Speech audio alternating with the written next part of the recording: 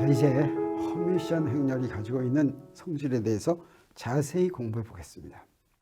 먼저 행렬에는 고유 벡터와 고유값이라는 게 있습니다. 자, 이 말이 무엇인지 보겠습니다.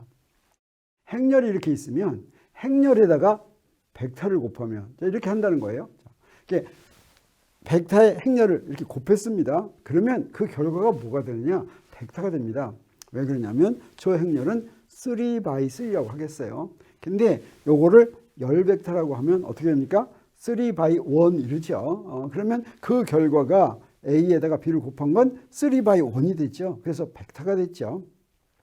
그래서 어떤 벡터에다가 행렬을 곱하면 결과가 벡터가 되는데 그 벡터는 원래 벡터하고는 다른 벡터가 되겠죠. 그래서 뭐 예를 들어서 간단한 예를 보면 이런 게 있습니다. 자, 이런 행렬이 있고 여기에 어떤 벡터를 이렇게 곱했어요. 그러면 우리 곱하는 방법을 곱했더니 뭐가 나옵니까? 7, 5 이렇게 나오죠. 네, 그래서 어떤 경우에든지 벡터에다가 행렬 곱하면 다른 벡터 나오는 거 당연하지요. 그런데 어떤 경우도 있냐면 우리가 벡터를 잘 골라가지고 탁 곱했더니 무슨 일이 벌어지냐면 원래 곱한 것과 똑같은 벡터가 나오고 그 앞에 뭐 상수를 하나 곱한 이런 경우가 나오게 되겠어요. 예를 들어서 이런 겁니다. 자, 여기다가 11을 곱했어요. 11 곱했더니 이렇게 더하니까 뭐가 돼요? 11 곱하면 2 곱하기 1 더하기 1 곱하기 1 하니까 3이죠. 3. 그 다음에 두 번째는 1 곱하기 1 더하기 2 곱하기 1 하니까 또 3이죠. 그래서 앞으로 3을 빼냈어요. 두 개 3, 3이니까 3을 빼냈더니 어떻습니까? 똑같은 벡터가 이렇게 나왔죠. 그런데 자, 이런 벡터가 이렇게 어떤 행렬이 있으면 그 행렬에다가 벡터를 곱했을 때 똑같은 벡터가 또 나오는 경우가 이거 우연히 생기는 게 아닙니다. 그게 행렬마다 그게 정해져 있습니다. 그래서 행렬마다 그 행렬에다가 곱하면 똑같은 벡터가 나오는 벡터가 딱 정해져 있습니다. 그래서 그런 벡터를 뭐라고 그러냐면 그 행렬의 고유 벡터다. 그 행렬이 처음부터 가지고 있던 벡터다. 이런 뜻이 되겠어요. 그리고 그때 나오는 이 숫자도 딱 정해져 있습니다. 그래서 이 숫자를 뭐라고 그러냐면 그 고유 벡터에 대응하는 고유값이라고 하는데 자, 행렬마다 그게 미리 정해져 있어요. 그래서 이게 바로 고유 벡터가 되겠습니다. 그리고 이 고유 벡터에 대응하는 고유값이 3이다 이렇게 얘기할 수가 있는데 A라는 행렬은 자, 요게 고유 벡터다. 사실은 이게 2×2 행렬이죠. 그럼 2×2 행렬은 그런 고유 벡터가 2개가 있습니다. n×n 행렬은 그런 고유 벡터가 n개가 있다. 미리 정해져 있습니다. 그러면 행렬이 딱 있으면 그것의 고유 벡터를 좀 미리 알고 싶겠습니까? 안 알고 싶겠습니까? 네, 알고 싶죠. 그래서 행렬의 고유값 구하는 방법을 한번 보겠습니다. 여기에 자, 일반적으로 만약에 고유 벡터라고 한다면 어떻게 쓰겠습니까? 고유 벡터라고 한다면 그 고유 벡터가 다시 나오고 거기에 뭔가 숫자가 나왔죠. 그랬을 때 A를 고유 벡터라고 그러고 람다를 그 고유 벡터에 대응하는 고유값이라고 합니다. 이걸 우리 어떻게 쓸 수가 있냐면 자, 이렇게 쓸 수가 있어요. 좌변으로 옮겨갔습니다. 좌변으로 옮겨가려면 저기에 있는 람다에다가 아이덴티티를 곱하면 그냥 같이 빼줄 수가 있죠. 자, 이렇게 했어요. 자, 이 식을 가만히 보고 있으니까 어떤 결과를 아냐면 만약에 요거의 행렬식값이 0이 아니면 이것의 답은 저 행렬식을 구했는데 0이 아니면 이것의 답은 0밖에 없습니다. 이 A라는 벡터가 0. 0이라는 벡터를 곱해주면 다 0 되겠죠. 자, 이런 걸 뭐라고 그러냐면 트리비얼 솔루션이다. 이렇게 얘기합니다.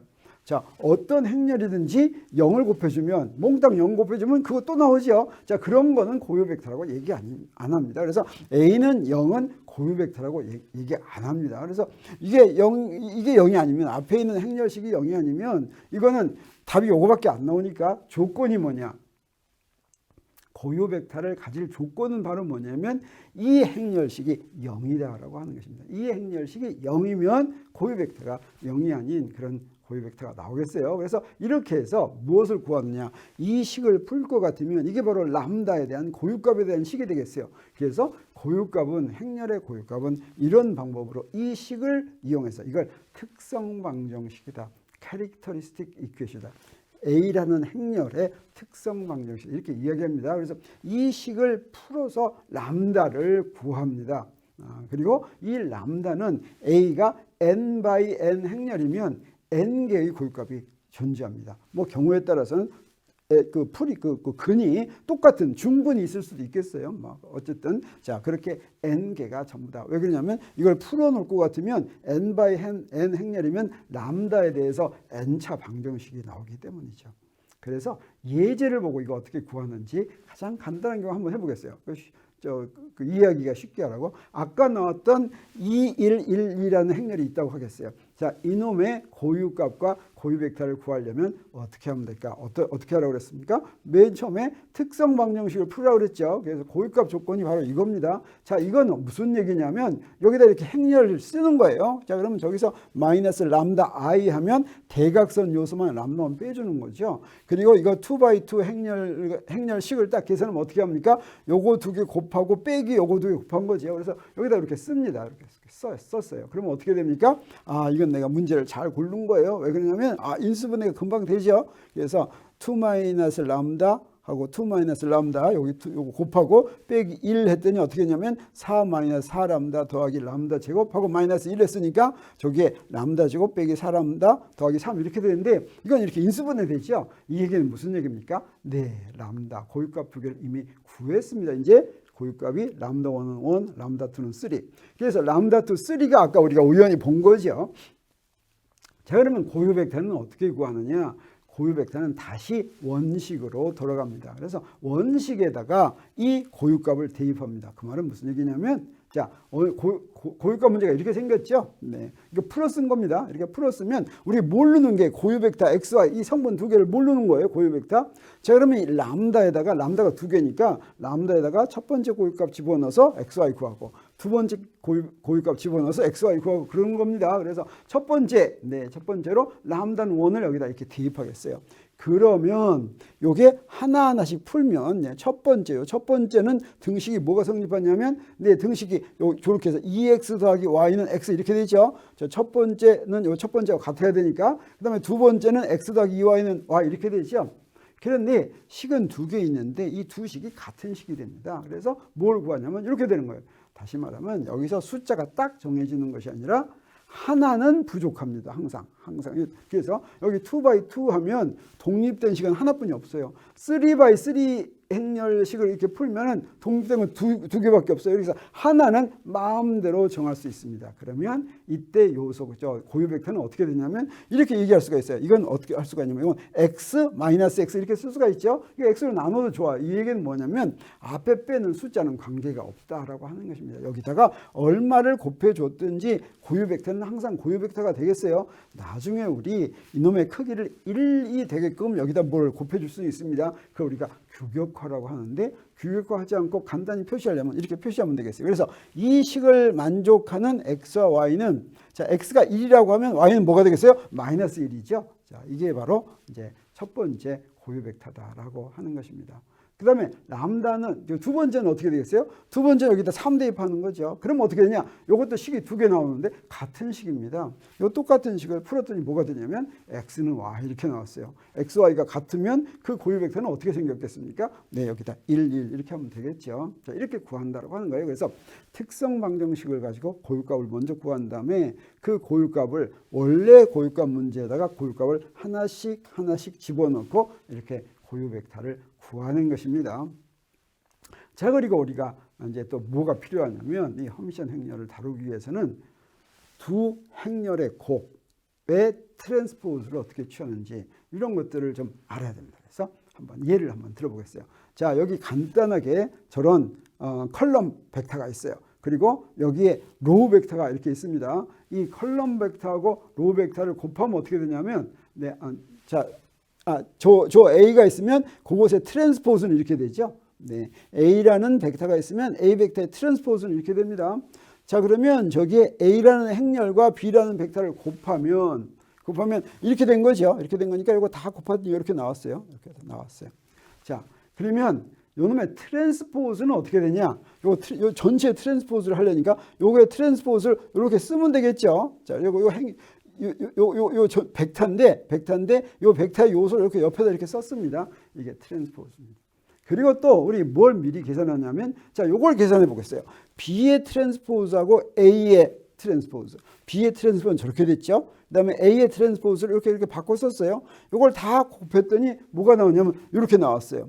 자, 이건 미리 한번 해본 것인데 미리 해봤더니 어떤 결과가 됩니까? 이 두 개가 어때요? 곱하는 순서는 바꿨지만 숫자는 다 같은 숫자죠. 이게 같은 숫자인 걸 알 수가 있습니다. 이 말은 뭐냐면 이런 거예요. 저 앞에 있는 결과를 볼 것 같으면 이렇게 됐다는 것입니다.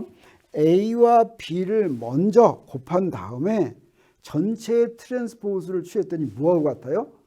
순서를 바꿔가지고 뒤에 거를 먼저 트랜스포즈 취하고 나중 거를 트랜스포즈를 취한 거를 이렇게 곱한 것과 같다는 결과가 나왔죠. 그래서 무슨 곱의 트랜스포즈를 취하면 항상 이렇게 순서를 바꿔서 트랜스포즈를 취한 걸 곱한 것과 같게 됩니다. 이것은 우리 행렬 가지고 뭔가 연산을 할 때 반드시 알아둬야지 될 거예요. 근데 이런 것들은 꼭 이렇게 간단한 것이 아니라 다른 경우도 다 그렇게 성립합니다. 우리 맨 처음에 한 게 이거였어요. 근데 어드 조인트도 똑같이 성립합니다. 어드 조인트는 내가 증명은 안 했지만 그대로 똑같은 방법으로 여기 행렬과 여기는 벡터죠. 곱의 어드 조인트는 이 벡터의 어드 조인트를 행렬의 어드 조인트로 곱한 거. 그래서 두 개를 곱했을 때 어드 조인트를 취하면 순서가 바뀌어요. 순서가 거꾸로 돼가지고 곱해진다라고 하는 것이죠. 그래서 여기에 뭐 여러 가지 다른 경우가 있어요. 자, 저기에 B의 트랜스포즈를 먼저 저 위에 거는 행렬 곱하기 벡터라고 한다면 저기에 벡터의 트랜스포즈에 행렬을 곱했습니다. 그래서 트랜스포즈를 시키면 어떻게 되냐? 순서를 바꿔가지고 A의 트랜스포즈인데 B의 트랜스포즈를 또 트랜스포즈 시키면 어떻게 되겠어요? 원래 게 나오겠죠. 자, 이거는 어드 조인트도 똑같이 성립한다라고 하는 것이죠. 그리고 행렬이 있으면 A와 B의 트랜스포즈는 B의 트랜스포즈 곱하기 A의 트랜스포즈다. 트랜스포즈를 시키면 각각의 트랜스포즈를 곱한 게 나오는데 순서를 바꾼다라고 하는 거 우리가 알아둬야 되겠어요. 어드 조인트도 마찬가지다라고 하는 것입니다. 그래서 이렇게 여러 가지 경우가 있는데 이렇게 할 수가 있다고 하는 것입니다. 자, 이렇게 했어요. 그런데 이건 뭡니까? 이거는 지금 요 놈은 바로 뭐냐면 행벡터가 되고 이건 열벡터죠. 행벡터와 열벡터를 곱하면 어떻게 되냐? 숫자가 나옵니다. 숫자의 어드 조인트는 자, 요소가 딱 하나인데 그것의 어드 조인트는 하나니까 뭐 이렇게 바꿀 거가 없죠. 어드 조인트는 행과 열을 바꾸고 복소수를 취하는 거죠. 그래서 거기에 어드 조인트를 취한다는 건 그냥 복소 켤레를 취한다는 거와 똑같아요. 그러니까 숫자에 대해서 어드 조인트를 취한다는 의미는 그거에 복소 켤레를 취한다는 뜻인데 어떤 숫자에 대해서 어드 조인트, A 대가 B의 어드 조인트는 뭐가 되냐면 B 대가 A, 이 두 개 바꾼 게 이렇게 되는 겁니다. 이렇게 두 개를 바꾸면 복소 켤레가 되게 이렇게 만든다라고 하는 것을 우리가 알아서. 그래서 이런 것들을 더 많은 곱셈으로 확장할 것 같으면 A 곱하기 B 곱하기 C의 트랜스포즈는 C의 트랜스포즈 곱하기 B의 트랜스포즈 곱하기 A의 트랜스포즈가 된다. 어드 조인트도 마찬가지다라고 하는 것이죠. 자, 그러면 이제 우리 중요한 허미션 행렬의 두 가지 성질을 공부하겠습니다. 지금까지 이제 그거 가지면 다 알아요. 이 두 가지 성질이 뭐가 있냐면 중요한 겁니다. 이게 허미션 행렬이 우리 이거였죠. H 대가는 H. 이게 허미션 행렬이었죠. 이걸 이용하겠습니다. 이걸 이용해 가지고 허미션 행렬의 성질을 증명할 수가 있어요. 첫 번째 성질은 뭐냐면 어떤 행렬이든지 고유벡터와 고유값이 있다고 그랬죠. 근데 허미션 행렬의 경우에는 그 고유값이 반드시 실수여야지 된다고 하는 게 아주 중요한 성질이죠. 이거 아주 중요합니다. 이거 양자역까지 계속 사용합니다. 자, 이것만 이용하면 그렇게 돼요. 증명하겠습니다. 어떻게 증명하느냐? 이렇게 증명하는 거예요. 여기 행렬이 이렇게 있으면 자, 고유값과 자, 저렇게 딱 써놓으면 저 허미션 행렬 H의 고유 벡터는 A고 거기에 대응하는 고유값은 람다다 이런 뜻이 되겠어요. 자, 이놈을 뭘 계산하냐면 여기다가 A의 대가를 왼쪽에서 곱하겠습니다. 여기에 A 대가를 왼쪽으로 곱하면 이게 뭐가 되냐면 숫자가 됩니다. 그래서 좌변, 우변이다 이렇게 하면 이런 결과가 나와요. 이걸 일식이라고 하고 그 다음에 두 번째는 어떻게 하느냐? 일식의 어드 조인트를 취하겠어요. 자, 어드 조인트 취하는 거 우리가 앞에서 했었죠. 그래서 좌변의 어드 조인트를 취하면 어떻게 되겠습니까? 순서 바꿔야 되죠. 순서 바꿔서 A의 어드 조인트, H의 어드 조인트, A의 어드 조인트, 이렇게 되죠. 그러면 어떻게 되느냐? 똑같이 됩니다. 아까하고 똑같이 돼요. 그런데 여기서는 어떻게 되냐? 여기는 요 놈은 똑같이 되고, 자, 요 놈은 어떻게 돼요? 어드조인트, 숫자의 어드조인트를 취한다고 하는 건 컴플렉스 컨주게이트를 취하는 거라고 그랬죠? 자, 이건 여기에 컴플렉스 컨주게이트 됐습니다. 그런데 요 놈은 왜 그대로 있느냐? 요 놈이 그대로 있는 이유는 바로 뭐냐면 요거 이용했습니다. 허미션 행렬이다라고 하는 것을 이용했어요. 그랬더니, 자, 요 놈하고 요 놈 비교해 보니까 어때요? 좌변은 같고 우변은 틀려졌죠? 빼면 어떻게 됩니까? 빼면 좌변은 0인데 우변은 두 개의 곱으로 되어 있는데, 이게 바로 요 놈과 요 놈을 곱하는 게 0인데, 우리 확실하게 아는 게 뭐냐면 요게 절대 0이면 안 된다라고 하는 것이에요. 어떤 벡터가 있으면 그 벡터의 어드조인트 곱하기 자신하면 이건 자신의 크기의 제곱이 됩니다. 이 자신의 크기의 제곱이 0이면 그건 없는 거예요. 없는 벡터가 빼놓고는 이건 반드시 0이 아닙니다. 그래서 이게 0이 아니기 때문에 뭐가 성립합니까? 람다 마이너스 람다 스타가 0이다라고 하는 것이죠. 그래서 어떤 숫자가 있는데 그 숫자와 그 숫자의 복소 켤레가 같으면 그게 바로 뭡니까? 고유값이 실수다, 이런 뜻이 되는 거죠. 그래서 허미션 행렬의 첫 번째 성질은 고유값이 실수다라고 하는 거예요. 그러니까 두 번째 성질, 이것도 굉장히 중요합니다. 바로 뭐냐면 고유값이 여러 개가 있고 고유 벡터도 여러 개가 있는데, 서로 다른 고유값에 대응하는 고유 벡터는 직교한다라고 하는 겁니다. 직교한다고 하는 것은 기하적으로는 수직이라는 뜻이죠.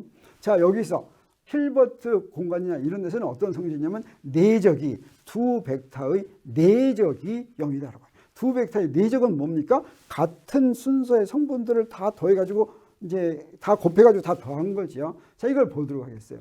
자, 그러면 그 두 개의 서로 다른 고유값이 있는 고유값 문제를 여기다 씁니다. 자, 하나는 고유값이 람다 1자를 여기다 이렇게 쓰고 고유값이 람다 2자 이렇게 썼어요. 자, 이게 전부 다 허미션 행렬의 고유 벡터 고유값이죠. 자, 이걸 어떻게 하느냐? 첫 번째는 일식의 어드조인트를 취하고 A2를 곱합니다.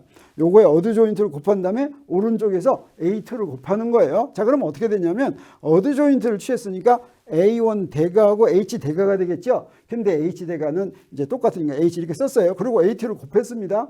여기도 마찬가지. 근데 여기에 스타가 붙어야 되는데 우리 이거 실수라고 이미 이제 증명을 해놨죠. 그래서 람다는 허미션 연산자의 고유값은 실수라고 증명을 해놨으니까 이거 그대로 나눴어요. 이렇게 됐습니다. 그리고 두 번째 식은 어떻게 되냐? 두 번째 식은 두 번째 식에다가 왼쪽에서 그냥 A1을 곱해줍니다. A1 대가를. 그래서 A1 대가를 곱해주면 그냥 이렇게 됐죠. 봤더니 어떻습니까? 이것도 좌변이 같아요. 네, 그래서 3식에서 4식을 뺍니다. 그러면 어떻게 되냐면 0 되고 이렇게 됐죠. 자, 이제 이 두 개를 곱한 게 0인데 우리 이제 뭘 압니까?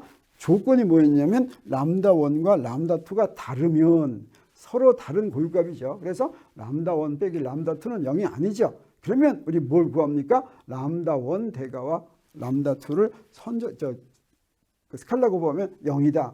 이게 바로 벡터가 있으면 일반적으로 벡터가 직교한다는 조건이 이렇게 되겠어요. 그래서 A1 대가와 A2가 0이면 이 두 고유 벡터는 직교한다, 이런 의미가 되겠습니다. 그래서 우리 허미션 행렬의 두 가지 중요한 성질을 알았어요.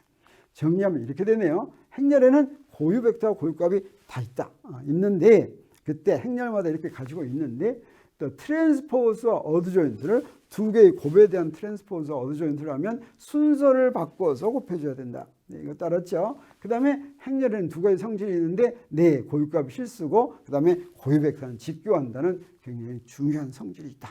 여기까지 알았습니다. 자, 그리고 이걸 이용해서 우리 무엇을 보이려고 합니까? 이제 하이젠버그의 행렬 방정식과 슈레딩거의 파동 방정식이 이게 같은 것이다라고 하는 것을 이제 차차 보이겠습니다.